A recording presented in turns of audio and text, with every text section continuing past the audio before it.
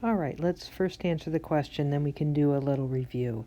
A buffer is something that minimizes the impact on pH of addition of small amounts of acid or base.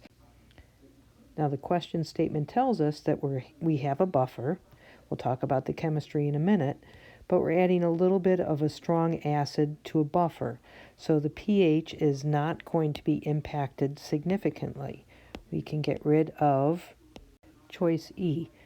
Choice E is a typical distractor in this type of problem because some students misunderstand and think that a buffer prevents any change in pH. We can also eliminate choices where they say that the buffer is going to be significantly impacted. Since we're adding an acid, we know the pH is going to decrease slightly. Now don't go away because we want to talk about the chemistry. So we have this buffer.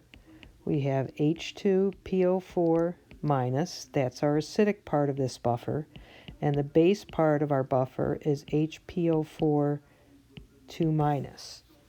So this is our acid and this is our base. We know we can identify them because the acid's going to have an additional H plus relative to the base. Now let's consider the chemistry. What happens when the H plus is added?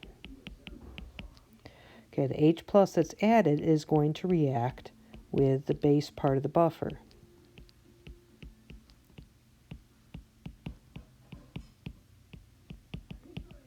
So we have H plus, it's going to react with HPO4 2 minus, and we're going to get H2PO4 minus.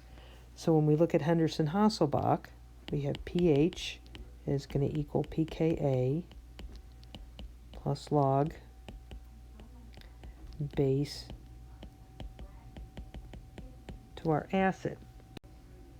The addition of the small amount of H plus is simply going to make the concentration of the base decrease a little bit because that's consumed, and the concentration of the acid is going to increase a little bit. So the change on pH is very small as pKa stays the same, and we're going to take the log of this ratio. So the log of the ratio is going to be a very small numerical value.